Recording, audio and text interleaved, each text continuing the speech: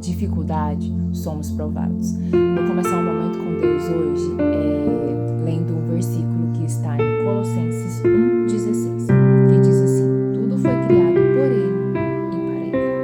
Tem um trecho a mais, mas eu enfatizei mais nesse, que é o que vamos falar hoje. Aqui está falando sobre a história de Paulo, que ele, mesmo preso, ele continuava falando de Deus, ele continuava falando do seu poder, do seu mover.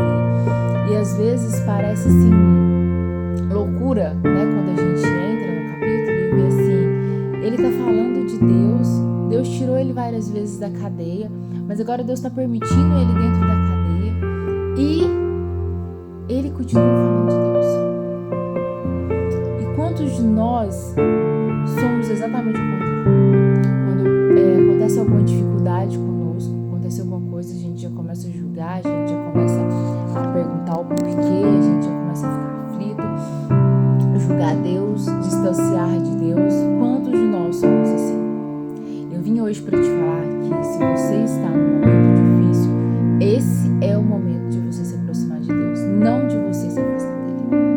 Quantas de nós nos afastamos de Deus quando estamos passando por um momento de dificuldade, ou até mesmo quando estamos num momento bem da vida, a gente acaba tendo um tempo menor para Deus.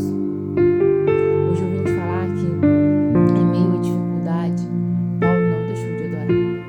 Paulo não deixou de cumprir o propósito dele. Paulo não deixou de fazer o que ele realmente tinha que fazer. Muitas das vezes, para chegar no seu propósito, Deus vai colocar caminhos, Deus vai permitir que você passe por espinhos. Mas esses espinhos são para te amadurecer. Esses espinhos é para te amadurecer não só fisicamente, mas principalmente espiritualmente. E para você entender que não é sobre ter, é sobre ser. Quantos de nós achamos que precisamos ter para depois a gente, para depois a gente colocar o pé, para depois a gente